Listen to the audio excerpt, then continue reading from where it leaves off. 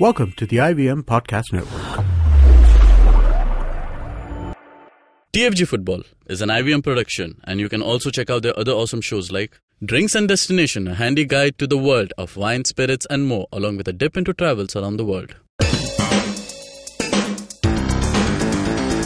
You're listening to TFG Football.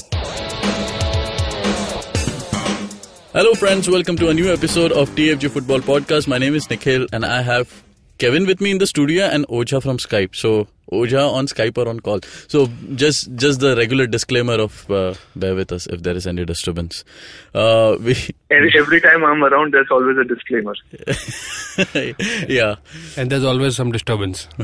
Okay. Yeah. We start off with the first day of a coach at East Bengal, Mridul Banerjee, and he has No. We will try not to laugh. Yeah, but and he has injured himself. So Oja, can you just brief us what has happened? Pehle din hi injury ho gaya. Is this because of East Bengal fans again? No, that's nothing like that. Nothing like that. He came on. He was doing his first day of practice. He was running around on the pitch. The pitch. At one place, there was a hole or something uneven. So basically, he tripped and twisted his ankle. Okay. And it's a very, very great start, to a new chapter in his coaching career. I'm pretty sure. Don't laugh, Kevin. You're a coach as well. Okay, don't laugh. Maybe look. The way is that earlier in the season, Mohun Bagan coach Sanjay Sen got hit by a ball and fractured his arm. Yeah. And look at how good they're doing. So maybe this is what you need to do. Oh my God. So this is a good luck charm. Getting injured on Good the luck, first Tom. day. Yeah. You injure the coach at the start of his tenure and or at the season, and you do well. If any Mumbai FC fan is listening to this, emotional injuries don't count, by the way. Okay, that was one. But just to be fair about the whole thing, East Bengal ground is going under heavy renovation. They are improving the drainage system. They're going to have new grass laid out. There will be floodlights. The gallery will be renovated. So they will be hosting Calcutta football matches in July, right? Okay. So they are already doing a lot of work on that. So maybe, the ground is not in the best of conditions these days. Okay. It's part of the reason why East Bengal were, practicing in Central Park a few times earlier in the season. So maybe this is an unfortunate result of that, and we hope Mridul Banerjee recovers fast. Okay. Let's stick on to East Bengal. And yesterday, Kevin, you wrote an article about they started off so well and then they lost their track. You are still neutral. Okay, you have not picked any sides in I-League. So what made you think about this article? And if you can just brief about. See, when you look at a performance at the end of a season, you tend to forget all the hard work that was done in the entire, start, in the mid, and towards the end. Yeah. So you tend to be focusing on the end result rather than the hard work put in. Okay. So that's the reason I just thought let's work through what East Bengal have achieved in this season and how their season has fared. The end result really doesn't tell you that they've been bad. You have to look at how they've taken step by step, how their approach was, and where they got it out wrong. So the season for midway for East Bengal was excellent. They did not do anything wrong. They were right there on top. They were keeping their rivals, at bay. They were still holding on to the lead. But all of a sudden, there was something that started showing up internally.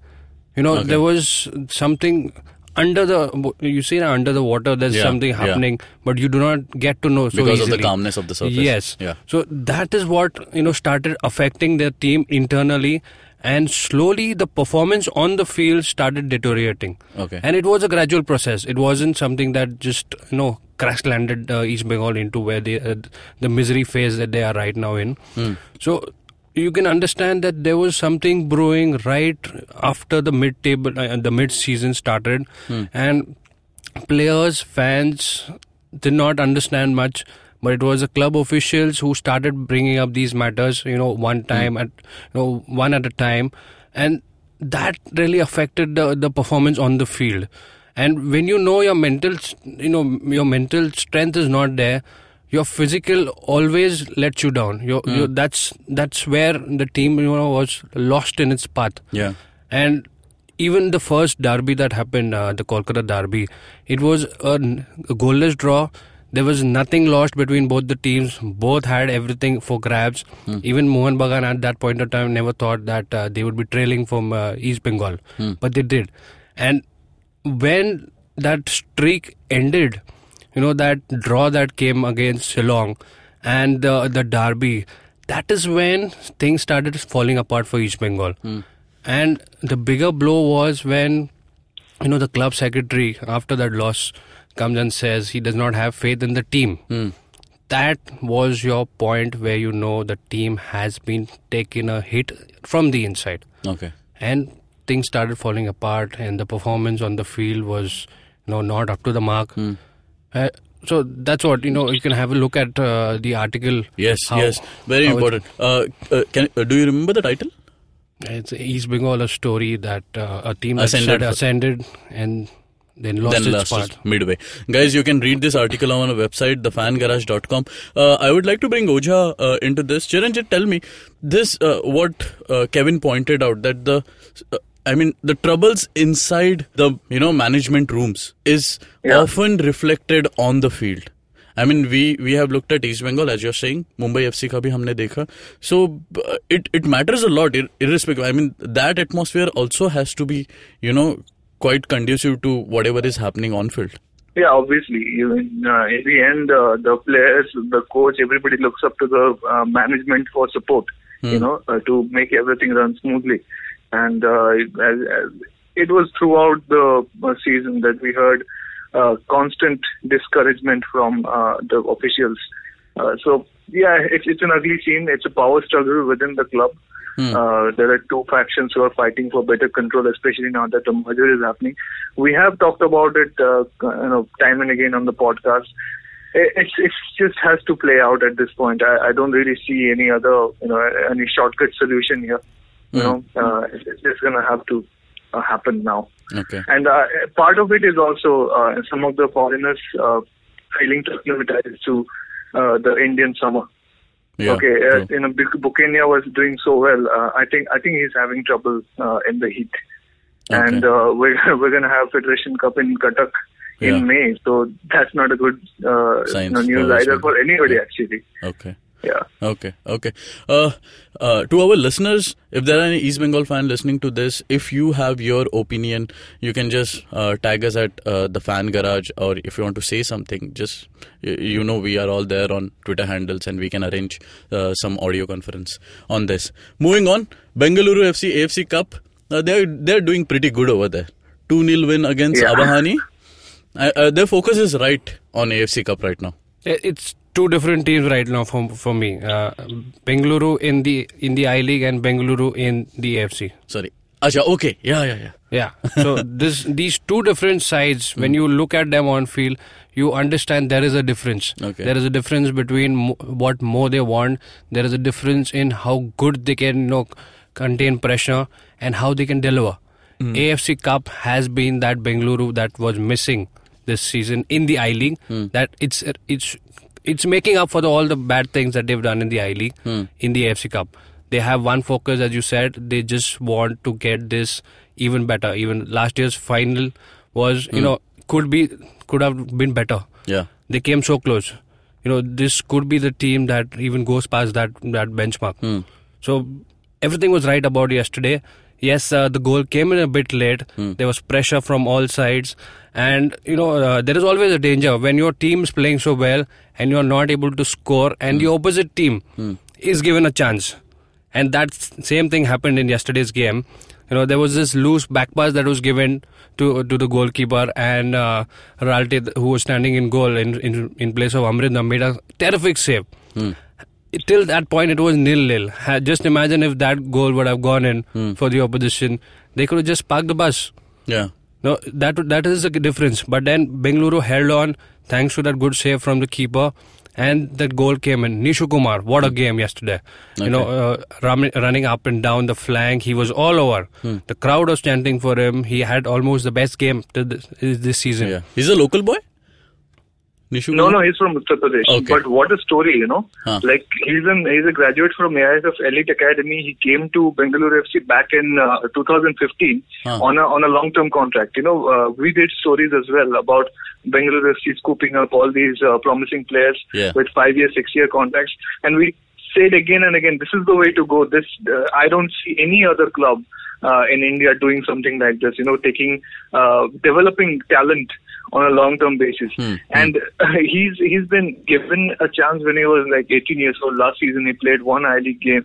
He played a couple of AFC Cup matches. And look at how he has grown. Just being given that trust, being given that security that a club as big as Bengaluru FC comes and gives you a 5-year contract. It boosts you, It tells you your future is secure. You can just focus on your game. And this is paying dividends. Yeah. And he was the architect behind the goal that came against Shillong Lajong, one of the goals that Khavra scored, and now he has got a goal for himself. Couldn't be more happy for that guy. 19-year-old future national team prospect. Okay. But Bengaluru won 2-0. So let's talk about the other goal as well. So the second goal was coming. Again it came a bit late. Jugovic did come on as a substitute and he delivered. But his was not all the hard work for the goal. It was started off by someone, I think it was Maljan Zwala, and it was played to Lindo, who was very unselfish, to play to Jugovic, who was free in the box. And his first touch was bad, but he completed with the second touch. He slotted it home. The ball bounced past the goal line and it rebounded out. The assistant referee gave that.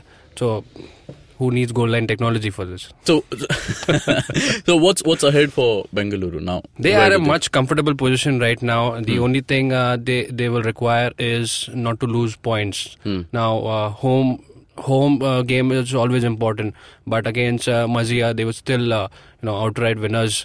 So Maziya is becoming a threat only if Bengaluru, Mohun Bagan lose to them. Okay. Apart from that, it really looks like one-way traffic for Bengaluru right now. Okay. You spoke about there are two Bengaluru FC teams. One is playing in I-League and the other is playing in AFC Cup. We see the same thing happening with Mohun Bagan. No, this is physically. You have altogether different team that is fielded for the I-League and altogether different team for the AFC Cup. Yes, we will look into the preview of Mohun Bagan versus Maziya. Chiranjit, your thoughts on this? A different team altogether? Yeah, we have a very different squad that's up for the Maziya game tonight. Keenlewich is making a comeback. Srinagar has been given an outright break. Yeah, I mean, look, the guy got injured when he scored in AFC Cup in the qualifiers. Finally, he's making a comeback. He's fully fit, and we have others, Azharuddin Malik, Pintu Mahato, all these youth products that Mohun Bagan have been developing over the last 2-3 years. They are finally coming to forefront, and also in an international tournament like this. So that's going to be good for them. Katsumi will probably start from the bench. Okay. More or less, we will see a very light Mohun Bagan side, and I don't really think they will care that much if they drop points in this game, because everybody is focused on the Aizawl FC game. They are freaking playing Maziya tonight. People were asking about Aizawl FC match. Which is obvious, yesterday. Which is obvious. Yeah. I mean, there is so much at stake. Yeah. I think things would have been a bit different if Mohun Bagan had won against Bengaluru FC away from home. But they're already at that disadvantage. So they are putting their priorities where they can actually really get a silverware. And because I don't think even the Mohun Bagan officials think, and then the AFC Champions League slot. Yeah, obviously that is going to make a huge difference next season, because ACL is where you make money. Yeah. Okay, AFC Cup, unless you're reaching the quarterfinals, semifinals, there's not much money in it. And I don't think, this is part of the problem at Mohun Bagan. I don't think Mohun Bagan officials even think that the club has a chance to win the AFC Cup, which is not the case with Bengaluru FC. Yeah. They don't care. They just want to go in and, find out how far they can go. And that ambition is just absent here. It's a sad reality. Okay. Yeah, but they're focusing on Aizawl FC game. So hopefully we'll see a couple of good performances, and if a couple of kids do well, they'll make the bench on Saturday. But you see there is a chance that Bagan can beat Maziya over here. Yeah, obviously. Because, look, Maziya do not have that good of an attack. Okay, we saw them. It was Bengaluru FC making miss after miss. They were not back in their full form. And it was at their home. They were playing a containment football. I hardly think that is going to work against Mohun Bagan that much. But simply because even when you take away Sony Node or somebody else, or JJ or Duffy, whoever is playing, the replacements are also still good players. Yeah. King Lewis is no Sony Node, but he's a pretty good player. And I don't know how far this guy Sony Katsumi Ilsa will play. He probably may not even get to come on. But Prabit Das on the right wing is again a very good choice. What about JJ? You feel he'll be there in the playing 11? JJ will be there. JJ is there in the 18, but because others have been getting some more game time, they may let him play. So I'm actually on fence on that one, because you're going back to Aizawl. That's his hometown. He has sort of recovered some form, and Balwant Singh has not been doing that well. So you might as well preserve him for Saturday, because that's going to be his big game. He's going to his hometown to get the title from his hometown club. So he should be 100% for that. Yeah. Will be one of the most emotional games of his career. Okay. Kevin, you wanted to say something? Maziya cannot be taken lightly. They've beaten Abahani. We can consider that as not even a good result, because Abahani has been beaten by everybody. Secondly, they put up a good show against Bengaluru. Yes, they did not score, but they didn't even allow Bengaluru to get past. Yes, we can also point out the poor finishing that Bengaluru had in that. But not to forget, there was one chance where Umer had beaten the last line of defense, which was playing very high. Those kind of chances really can keep Maziya in the game, and they are not huge users of the flank. They play a short passing game, like a 1-2 between two players, and in the midfield. They do not have players who just make those darting runs into the box. They have a team that tries to play very close to each other. So Maziya also are at the same level as Mohun Bagan is. They still are in contention for that second spot. Right now they both are tied on second place, having equal number of wins. So they are at the full strength. They do not have any injuries. They do not have any concerns about like Mohun Bagan have another league to protect players for. So they are focused again. For them it's something that's a silverware, and they are much capable. They are right now at second position in the domestic league. Okay. And they also have a couple of players who do play for their national team. So experience is there. The big defining factor in this match is that the second place in this group means nothing. Yeah. Right. Yeah. And that's also part of the reason why Mohun Bagan can take this even more lightly. Because Bengaluru FC are pretty much on an advantage anyway. And I don't think either Maziya or Mohun Bagan think they can win the tournament in the end. So silverware is not what they're playing for. It's pride to some extent. Mostly pride for Maziya, and I don't even know what Mohun Bagan are playing for at this moment. I don't know if I can find one word to sum up their ambition for AFC Cup this season at least. Okay. But there is a lot of ambition for all Mohun Bagan fans and the team for the match that will be happening in Aizawl. Yesterday we got to know that the stadium is sold out. What about the Hills? Yeah. वो भी sold out हो Those seats are also gone. The Hills, maybe Siju will have to sit on the Hills because she forgot to carry her league pass. Okay. And I'm like, seriously. She what? Okay. She what? What she did?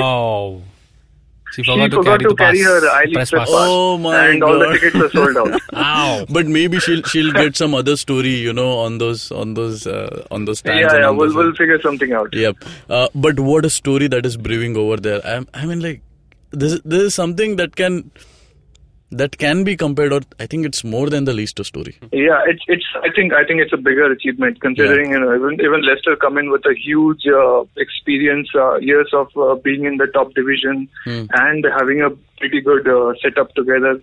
Aizawl FC is a result of many things. It's a result of the state government spending so much on developing football. It's a result of the team's ambition, making the right signings, putting together the right coach. It just everything came together like the stars aligned. Yeah. And I'm just forced to refer back to what Shaji Prabhakaran said in our exclusive interview with him. It's up there on YouTube. You can scroll down and check it out in one of our older episodes. He said, to develop proper grassroots, you need the government to put a lot of effort in it, because you have to push that culture and you have to promote that culture within the society. And clubs by themselves may not always be able to do that. There are rare examples where a club can do that, but it has to be on a larger scale, and the government can do that. And Mizoram is an example. Yeah. Okay, the last 15 years, the work they have put in, it's coming out in so many ways. They're winning, doing well in Santosh Trophy.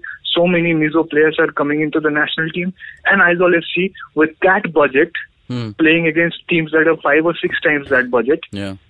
They are winning, and they're in contention for the league title, and that should not be taken lightly whether they win the league or not. That's true. But what a story for Khalid Jamil as well. Yeah. It's something that you cannot imagine yourself when you are, asked by a club that you've done everything in your life for, to be asked to leave. And you imagine, okay, what have I given to that club and what wrong did I do? And then you are presented with such a chance. You take it with both hands. You do not know how you're going to approach that. You're coming from something, from a team that was being almost fighting relegation, and you come to a team that was relegated. For him it must have been difficult to understand this opportunity, but he's taken that and he is doing very well. He's shedding off that image, that the interview that Chiranjit had with Khalid Jamil. He did not want to be known as a defensive coach. He has proved everybody wrong with his tactics, and even all you require in a coach from the management is faith. Budget and everything else let aside, faith and support is all you require a coach to do his full, give his heart out. That has been given, and he's already pointed at from his owners. That's the reason for his best performance so far. True. Chiranjit, you feel he is the most undervalued coach in India? Yeah, any ISL team would be lucky to have him at this point. I don't know if as a manager, but as an assistant coach or whatever it is, maybe he will be taken on by some ISL team afterwards. But you want to see him leading the team. You want to see just how far he can go, because this is for the first time we're seeing him outside that Mumbai FC that mold, the limited resources he had to work with. He got something extra and he produced this much. If he gets a big budget or a good amount of quality players that he can sign, who knows how far he can go. Yeah, true.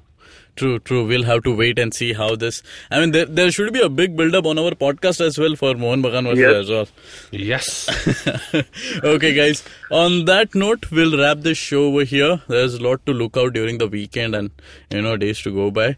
You can connect us if you have any doubts. If you want any clarification, you can connect us via Twitter. It's TFG Football.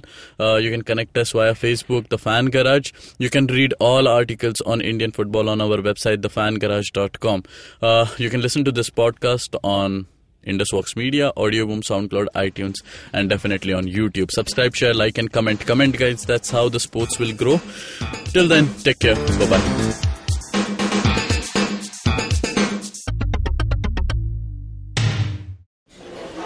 Excuse me भैया, excuse me. बोलिए madam. Menu में क्या है? Menu में scene unseen है, podcast है, on course है, Cyrus है, made in India, rediscovery project, empowering series, sex wax है, IVM लाइक्स है, सिंप्लीफाइड है, कीपिंग इट क्वियर है, थिंग्स एंड डेस्टिनेशंस है, माय नेबर जकरबर्ग है और द फैन गराज है. आपको क्या चाहिए?